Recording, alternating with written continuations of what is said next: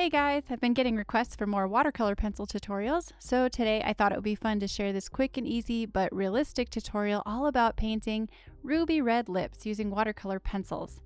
For this project, you'll need some watercolor paper. I'm using my favorite Fabriano Artistico 140-pound cold-pressed cotton watercolor paper, and this is on a 5x7-inch block. You'll need a pencil with an eraser for the sketch, watercolor pencils, a couple of reds, a dark brown, and a black.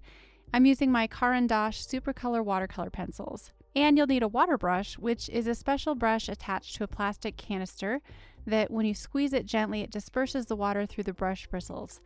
If you don't have a water brush, you can easily just use a regular round brush with a jar of water for activating and manipulating the paint. I'll include a complete list of my supplies in the description below and a link to my reference photo. To sketch the lips, you'll want to start by deciding where the outer corners of the mouth are going to go on your paper. Next, make a light mark indicating the center point of the mouth. If it is a straight-on perspective like this, then this will also be where you'll draw the line between the two front teeth. Draw a light dot showing the top and bottom measurements of the lips. It's helpful to note that in this image, the vertical width of the lower lip is about the same as the width of the top lip to the lower lip. The trickiest thing about sketching the lips will be making them symmetrical and perfectly even. Sketch lightly. You don't want to press too hard or it could cause indents in your watercolor paper where paint might end up pooling when you add the water. Once you're happy with your sketch, grab your watercolor pencils. I'm using a warm, which means slightly orangey, red for this first layer. Lightly color in the entire top lip with this color. Then you can use pencil strokes that match the tiny curved ridges in the lower lip. Leave the paper completely white in the center of the lower lip to preserve that bright highlight. The highlight is the most important element in the painting if you want the lips to look plump and 3D. Darken the upper lip with another layer of red. This time I'm using a cooler red, which just means there's a little more blue in it. Don't feel like you need to fill in every little bit of texture on the paper. I know it looks rather ugly and amateur at this stage, but don't worry. Once we add water, the magic will happen. With this darker red, you can be a little more specific on the lower lip especially, drawing around the highlights along the corners of the lips, adding a center crease, and just darkening with gentle, short, scrubbing pencil strokes, both along the top and the bottom of the lip to help it feel rounded. Next, take your water brush, or round brush, and wet the bristles. Begin gently painting in the top lip with the water. For the bottom lip, start by outlining the separation between the lip and the teeth, and then you'll want to slowly start painting those little striations in the lip using curved but vertical up and down strokes. Make sure your brush is just damp and not sopping wet. It only takes a little bit of moisture to activate the paint on the paper and really make that color pop.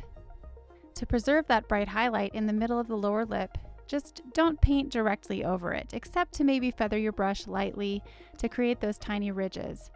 Remember that anywhere you apply water, the paint will flow, so it is essential that you leave your highlights alone and keep them dry by painting around them. With a little bit of pigment that is on your brush, paint in the teeth, leaving those dry, shiny highlights where you see them in the reference photo. Adding just a very slight hint of pink on the teeth makes them look more realistic because they're reflecting the bright red color of the lips surrounding the teeth. Be careful not to go too dark here though, you don't want it to look like a vampire.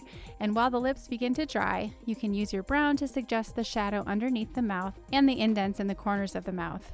Gently brush over those areas with your clean, damp brush to smooth and activate the pencil paint. For the darkest details of the mouth, I use black. One really easy way to apply black in small areas is to dab your brush on the pencil tip. This will allow you to pick up the fully activated black paint and apply it more carefully and specifically than if you were just using the pencil itself. Darken the corners of the mouth and the crease between the lips using your black or your dark brown. To make it look even more realistic, you can add tiny dark tones separating the teeth. Just make sure that your brush strokes are very delicate and narrow, or the teeth will look harshly outlined and cartoony. You can also add another dark layer to the upper lip where it begins to turn downward into shadow. Use your dark red pencil to add additional details and ridges to the lips.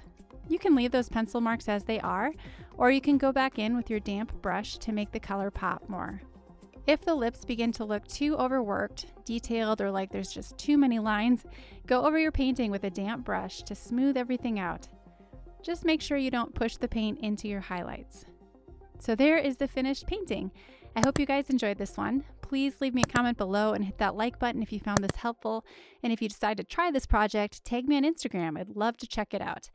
Thanks for watching and see you soon.